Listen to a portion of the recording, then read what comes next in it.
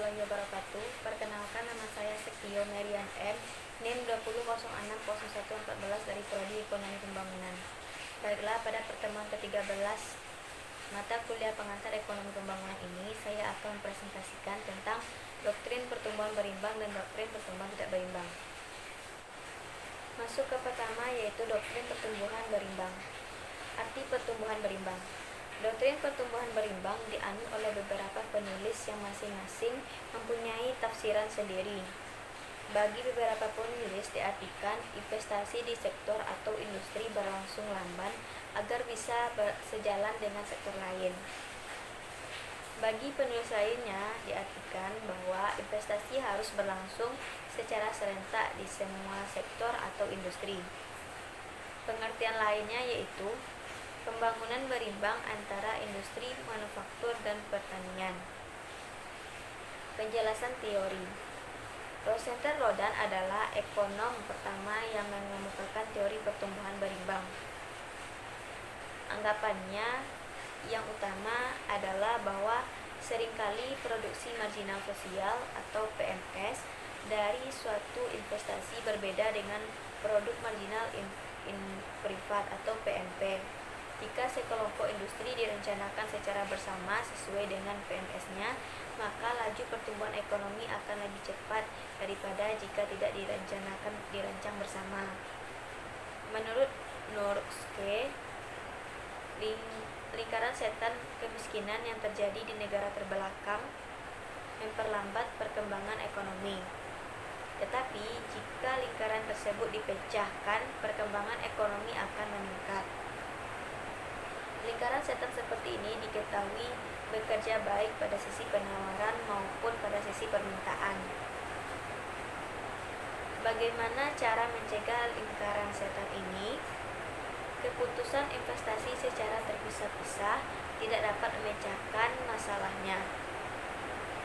Tetapi jika di sektor perekonomian lainnya tidak dilakukan sesuatu apapun untuk meningkatkan produktivitas dan daya beli, maka pasar untuk output mungkin akan berkurang. Jadi, industri baru itu akan gagal memenuhi pasar.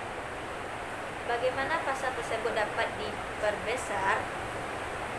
Luas pasar dapat diperbesar dengan ekspansi moneter, kemampuan menjual dan periklanan dengan penghapusan pembatasan perdagangan dan dengan memperluas ekonomi. Oleh karena itu, satu-satunya jalan keluar dari kebuntuan ini adalah, menurut Norsky, ialah mensinkronisasikan pembangunan modal pada berbagai macam jajaran industri. Hasilnya adalah perluasan pasar secara menyeluruh. Norsky dalam gagasannya mengenai pertumbuhan berimbang berpedoman pada hukum Say dan mengutip formulasi Mill, yaitu setiap kenaikan produksi jika didistribusikan tanpa salah hitung pada segala macam produksi dalam proporsi yang ditentukan oleh kepentingan privat akan menciptakan atau lebih tepat merupakan permintaan mereka sendiri. Cara melakukan hal ini adalah dengan pendirian serentak pabrik-pabrik baru secara serentak yang dirancang sedemikian rupa sehingga dari sudut penawaran dapat memanfaatkan secara penuh ekonomi eksternal dan saling isi, dan dari sisi permintaan dapat memanfaatkan saling mengisinya pasar. Doktrin pertumbuhan berimbang membutuhkan keseimbangan antara berbagai sektor ekonomi. Harus ada keseimbangan yang tepat antara investasi di bidang pertanian dan di bidang industri, karena kedua bidang ini bersifat saling melengkapi. Keseimbangan juga dibutuhkan antara sektor dalam negeri dan sektor luar negeri. Penerimaan ekspor adalah sumber penting untuk membiayai pembangunan. Impor meningkatkan begitu produksi dan tenaga kerja meluas. Dan perdagangan dalam negeri sendiri membutuhkan peningkatan impor untuk bahan-bahan dan peralatan yang perlu. Kritik terhadap doktrin pertumbuhan berimbang. Pertama yaitu meningkatkan biaya, tidak menaruh perhatian pada penurunan biaya. Masalah lainnya, gagal sebagai teori pembangunan, melebihi kemampuan negara terbelakang, disproporsi faktor, kelangkaan sumber, anggapan keliru mengenai hasil yang meningkat, kumparan modal, bukan hal pokok bagi pembangunan. Pertumbuhan berimbang bukan hal yang pokok bagi investment, tidak mempertimbangkan perencanaan. Dan yang terakhir yaitu konsep pertumbuhan berimbang dapat diterapkan pada negara maju. Selanjutnya, kelangkaan dan kemacetan mendorong pertumbuhan. Masuk ke konsep pertumbuhan tidak berimbang. Menurut konsep ini, investasi seharusnya dilakukan pada sektor yang terpilih secara serentak di semua sektor ekonomi. Oleh karena itu, investasi harus dilakukan pada beberapa sektor atau industri yang terpilih saja agar cepat berkembang dan hasil ekonominya dapat digunakan untuk pembangunan sektor lain.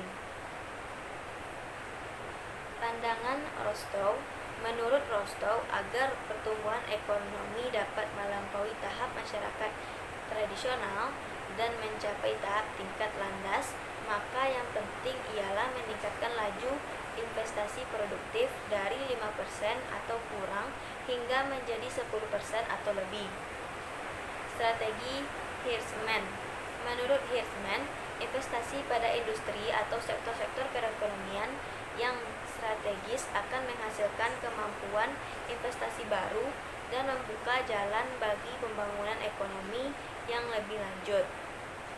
Menurut Hirschman, ketika proyek baru dimulai, mereka mengambil ekonomi eksternal yang diciptakan oleh baik sebelumnya dan menciptakan ekonomi internal baru yang dapat dipakai oleh proyek selanjutnya.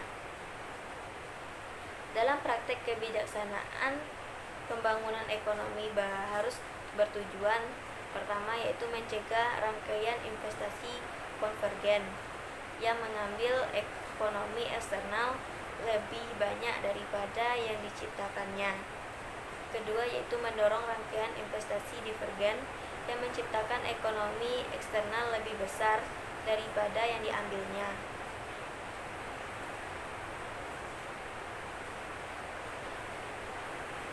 Meningkatkan perekonomian melalui modal overhead sosial. Overhead sosial diartikan sebagai terdiri dari jasa atau pelayanan pokok yang pada itu kegiatan produksi primer dan sekunder juga tersier tidak dapat berfungsi. Investasi yang besar di bidang MOS akan mendorong investasi swasta di belakang di bidang kegiatan langsung produktif. Menyimpangkan perekonomian melalui kegiatan langsung produktif. Lintasan investasi digerakkan oleh harapan keuntungan dan tekanan politik. Harapan keuntungan menghasilkan lintasan dari MOS ke KLP dan tekanan politik menghasilkan lintasan dari KLP ke MOS. Lintasan pembangunan. Hirschman menyebut lintasan pertama dari KLP dan MOS sebagai pembangunan melalui kapasitas lebih MOS, dan lintasan kedua dari KLP ke MOS, pembangunan melalui kelangkaan MOS. Harus dicatat bahwa lintasan pembangunan melalui kapasitas lebih MOS adalah lebih mulus dan berkesinambungan daripada lintasan kedua. Utamakan industri tahap akhir. Hirschman karena itu mengajukan pendirian industri tahap akhir lebih dahulu. Dalam pembangunan industri, suatu negara sedang berkembang tidak perlu mengusahakan semua tahap produksi secara serentak, tetapi dapat mengukur pabrik converting, assembling, dan mixing bagi pertumbuhan akhir produk yang hampir jadi. Industri dan akhir juga dikenal sebagai industri kantong impor. Penilaian. Doktrin pertumbuhan tidak berimbang seperti dikemukakan Herzman adalah suatu usaha yang berani dalam menunjukkan cara untuk memacu jalannya pembangunan ekonomi di negara terbelakang. Doktrin ini realistis dan mempertimbangkan hampir semua aspek perencanaan pembangunan. Masuk ke kekurangan. Kurang perhatian kepada komposisi arah dan saat pertimbangan tidak berimbang, mengabaikan perlawanan di luar kemampuan negara terbelakang, kekurangan fasilitas dasar, kekurangan mobilitas faktor, timbulnya tekanan inflasi, dampak kaitan tidak didasarkan data, terlalu banyak penekanan pada keputusan investasi. Pertumbuhan berimbang versus tidak berimbang. Dorsey percaya bahwa pertumbuhan berimbang adalah paling relevan dengan sistem perusahaan swasta.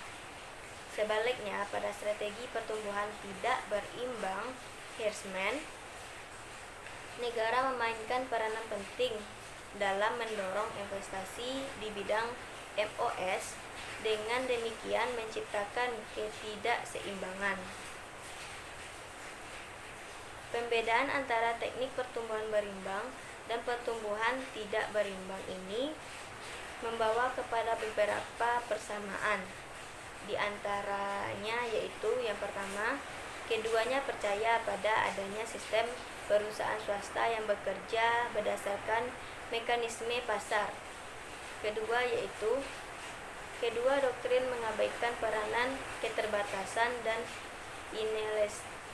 inelastisitas penawaran. Terakhir, kedua doktrin mengasumsikan interdependensi walaupun berbeda derajatnya. Demikian yang dapat saya sampaikan. Terima kasih atas perhatiannya dan mohon maaf atas kesalahan. Wabillahi taufiq wal hidayah. Wassalamualaikum warahmatullahi wabarakatuh.